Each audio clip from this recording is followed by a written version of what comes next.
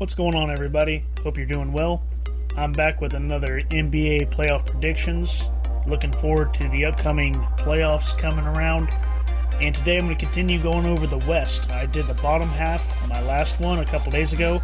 Now, that video is already out of date because the standings are constantly changing, but I'm going to do my best with what I have so far. So to just recap the last one, I said the Lakers were going to be out and they weren't going to make it. And lo and behold, here they are in the 11th spot. They still have a chance to make it. There's still games left. But each game that goes by, they embarrass themselves, and it proves my point that they're not a good team. So the Spurs actually snuck into that 10th spot for the play-in game.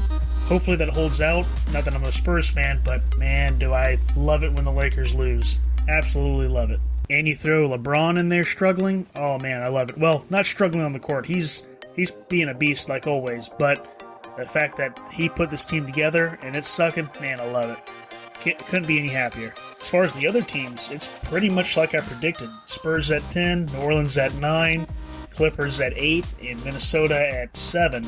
That's almost where I had all of them, where I had Minnesota and the Clippers actually making the playoffs. And I have the Pelicans slight maybe, especially if Zion came back, but he's not going to. We all knew that, obviously. I was holding out hope, I know, but I guess asking him to play a season without being injured every other game, it's just too much to ask for him. Anyways, with that recap out of the way, let's go over the top half of the Western Conference. And I'm lumping the top 6 teams in this because these top 6 teams are, definitely the top tier. You could say that about a lot of the West teams. Most of them are top tier if you combine them with the East.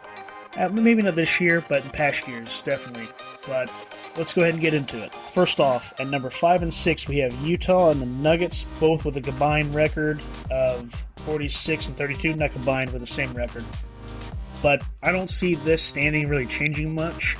I think Utah is a better team. They're better than Denver. I'm assuming they have the tiebreaker over to them. Also, them being 2 games back behind the Mavericks at the time of this recording, I don't see them catching them or Golden State. So I think they're going to stay right where they are. 5 and 6 are set. Jazz and Nuggets, both of them are good for that position. You think both these teams could be number 1, and they really could, but the Suns are just unbelievable. Grizzlies have been remarkable all year long. They're kind of a Cinderella story. So let's move on. So next up, we have the Warriors and the Mavericks sitting at 3 and 4. Warriors being at 49 and 29, and the Mavericks at 48 and 30. Only a game separates the two of them. They both have 4 games remaining at the time of this. And I would have to say the Mavericks have a harder schedule, only slightly. They play the Bucks, the Pistons, and the Trailblazers, and then the Spurs. I mean, the Bucks are obviously a good team, and the Spurs are a pretty decent team, but the Pistons and Trailblazers, they're terrible. So they get 2 breaks in between, but will they be playing everybody, or will they be resting? That's going to be the factors for them being able to overtake Golden State. Now, Golden State, they have a pretty cupcake schedule the rest of the way, too. Kings, Lakers, Spurs, Pelicans. Spurs and Pelicans are decent teams. The Kings are all right. Lakers are horrible, as we all know. So, I'm going to say that the Golden State Warriors will outlast... they will hold off the Mavericks just barely. Hopefully, Steph can come back and this team will be ready for the playoffs. That's the big thing surrounding this team is when is Steph coming back? I'm hearing 10 to 11 days, and maybe they'll reevaluate him. If it's really going to be that long and he's going to miss the remainder of the season and some of the playoffs, they might slip out because they're a good team without him, but they're not a great team. And the fact that they haven't played a lot without him and with Clay in. And remember, he's still coming back after that massive surgery and all that time off. But if the Warriors do fall to number 4, you might have a potential Suns and Warriors in the second round, which would be very entertaining, especially if Steph is back. I would love to see that. But honestly, I think they're going to stay at 3 and 4. Warriors will get 3, Mavericks at 4. Which the Mavericks and Suns would be a fun matchup too, as well. But anyway, let's move on to the number 1 and 2 seed. Obviously, this is a no-brainer. The Suns and Grizzlies, both these teams have been phenomenal all year long. The Suns are next level good. They're hungry for that championship. They should have gotten last year, but they let go. They got cocky and they let their foot off the gas, and Milwaukee came back and just pounded them for 4 games in a row. I'm not trying to take anything away from Milwaukee. They're a phenomenal team. They absolutely deserved to win last year. But I thought the Suns were better than them and would have beaten them if they just would have got out of their own heads. But regardless of that, they came out this year with a chip on their shoulders and a mission, and they've accomplished it so far in the regular season.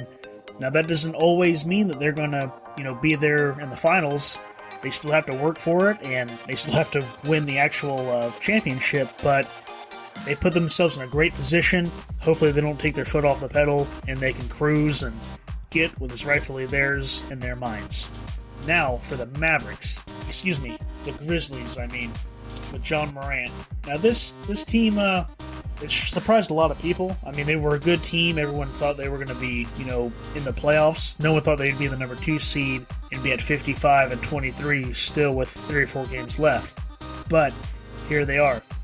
I'm kind of getting a vibe of like the Atlanta Hawks of last year and the New York Knicks, where they were good and no one's seen them coming, and they're going to get exposed in the playoffs. I could be horribly wrong on that, and it wouldn't surprise me in the least if I was wrong on that. But this is still a very, very young team, and there's a lot of inexperience on here. Now, they've got some veterans on there, like Steven Adams, but they're still a very young team overall, and I'm not sure if they're going to be able to get it done, especially with John Morant being out. Hopefully he can come back and be healthy for the playoffs. I'm sure that's the case, but again, like with the Warriors with Steph Curry, if he's out, that's going to change the whole dynamic of the team, and they get a break by playing a cupcake for the 8th seed or whoever wins the play-in game that they'll face, and they'll get some experience there. But the real test will be coming in the second round. I don't know who they'll play, whether it be Golden State, Utah, the Nuggets, but that's when they'll be tested, and I just don't know if they'll be able to make it past them. But that'll be a discussion for once the seeding is actually set and we have a clear-cut vision of what the road to the finals for each team is and who they're going to match up with. Also, who's going to be playing through these injuries or who's going to be available to return. Curry, Morant, and anyone else on any of these teams who's going to be available and ready to go. That plays a huge factor, especially in the playoffs. But anyway, that's just my predictions of how it's going to set out, at least for the seedings for the playoffs. I'll definitely let you know how it all turns out and give you my thoughts on the matchups. I'm looking forward to that. Should have about a week or two until the actual matchups are set. There's only like 4 games, 5 games for each team. Some of them might have 6. But next video, I'm definitely going to be jumping into the Eastern Conference. Really looking forward to that. I'm a Florida guy, so I get to catch those games before I go to sleep. I don't really get to watch a lot of the West games. They just come on way too late. It's just not feasible to stay up to 1 or 2 o'clock in the morning and then go to work watching basketball. It's never going to happen. Don't do it with football or any other sport. But I do get to watch a lot of East games, so I'm looking forward to break that down and go from there. Also, we got the NHL playoffs coming up and the MLB opening season next week as well. Looking forward to that. I'll be touching on those a little bit here and there. Other than that, y'all take it easy, and I'll talk at you next time.